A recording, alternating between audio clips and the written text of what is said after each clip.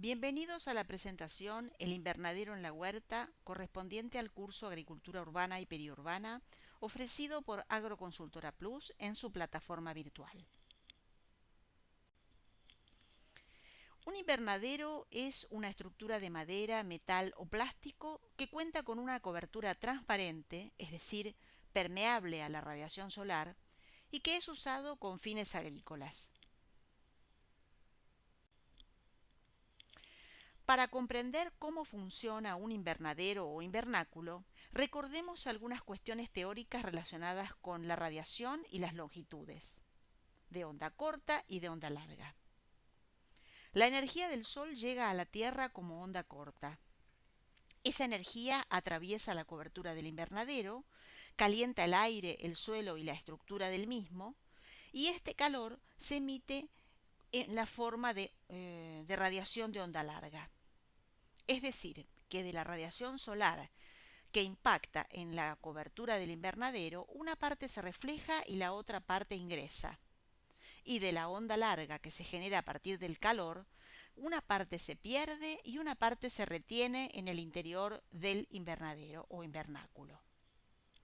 Estará en nosotros, estará en nuestra habilidad y en la forma en que lo usemos, que se refleje lo menos posible, que la mayor parte ingrese de la onda corta y que de la onda larga se pierda lo menos posible y se retenga la mayor cantidad de calor dentro del invernáculo. Veamos cómo hacerlo.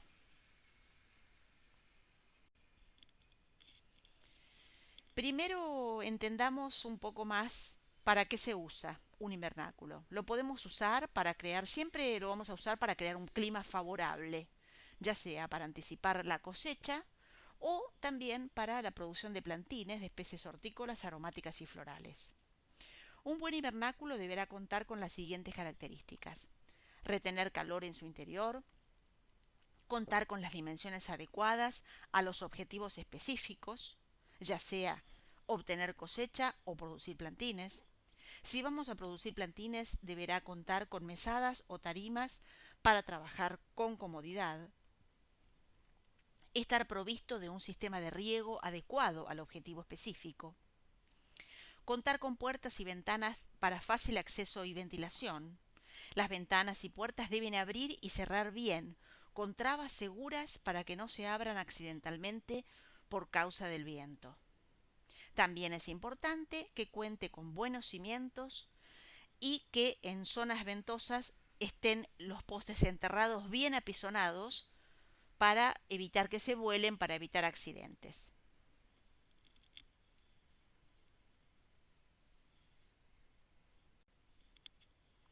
¿Dónde ubicar un invernadero?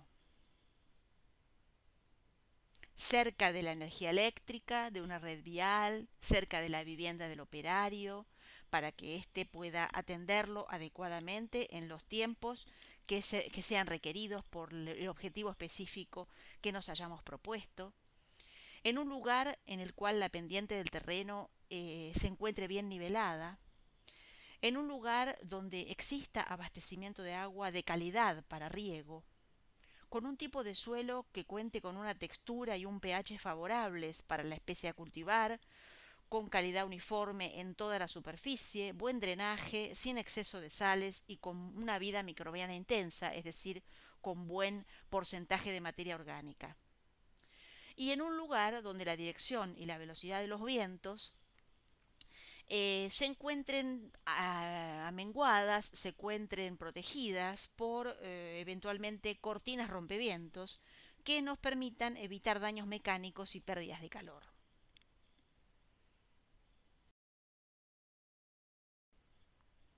Avanzando un poco más, hablamos ya de la cobertura de los invernaderos o invernáculos. Se entiende por cobertura a la barrera a factores atmosféricos adversos, ya sea frío, lluvia, viento, y que permite aprovechar los factores favorables, luz y calor. Podemos contar con coberturas de diferentes tipos y calidades. El polietileno normal o cristal es un material de corta duración, normalmente nos dura una sola temporada. Se degrada muy rápidamente por la luz ultravioleta del sol y por las altas temperaturas. Tiene buena transparencia de día, pero baja opacidad de noche, es decir, que no retiene las radiaciones nocturnas de onda larga, sino que se genera un escape de estas radiaciones que está en el orden del 60 al 70%.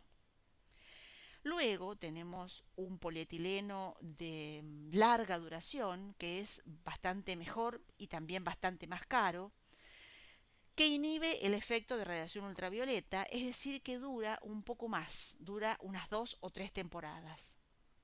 Y también tenemos el de larga duración térmico, que retiene las radiaciones nocturnas de onda larga, que permite un escape de calor solamente del orden del 15 al 18%, que tiene buena luz, buena difusión de la luz incidente en un 55% y que dura más o menos unos 2 años. Indudablemente, de acuerdo con la calidad de estos materiales, vamos a obtener diferentes relaciones costo-beneficio. Avancemos un poco más y veamos ahora algunos aspectos relacionados con la construcción. Vamos a definir una serie de pasos a dar para construir adecuadamente un invernáculo sin cometer demasiados errores o cometiendo la menor cantidad de errores posibles. El primer paso es marcar en el suelo con estacas e hilo los lados de nuestro invernáculo. El segundo paso es marcar en el terreno con estacas los postes laterales y centrales.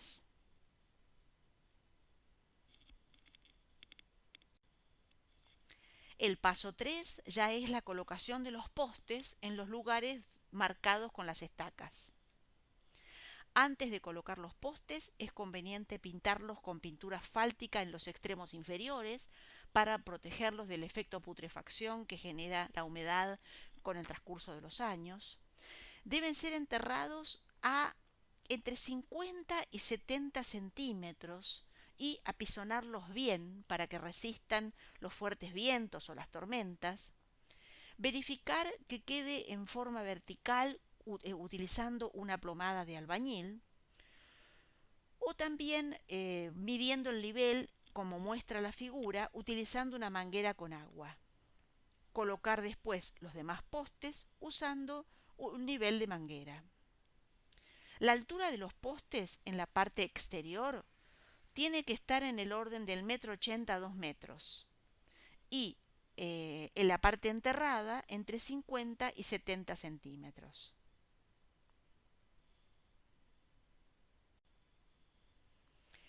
Seguimos con el paso 4, que es la colocación de tirantes, refuerzos y marcos de las puertas.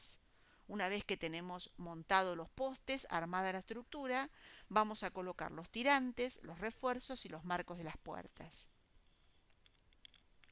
La puerta tiene que abrir hacia afuera. Fíjense en la foto que se encuentra en la esquina inferior derecha. La persona está indicando que la puerta se abre hacia afuera. Nunca debe abrir hacia adentro porque estamos quitando espacio, superficie interna que nos tiene que servir para la producción, para el objetivo para el cual estamos usando el invernáculo. Por eso tenemos que tener en cuenta que la puerta siempre y las ventanas siempre abran para afuera. El paso 5 es la colocación de cabreadas o alfajillas del techo. Aquí contamos con una vista lateral para darnos una idea de cómo sería el proceso. Una vez que tenemos colocadas las alfajillas, procederemos con el paso 6, el montaje de la cobertura de polietileno. En algunos casos se usan no solamente maderas como cabreadas, sino también alambres, pero eso depende un poco de la preferencia y de los materiales disponibles de cada caso.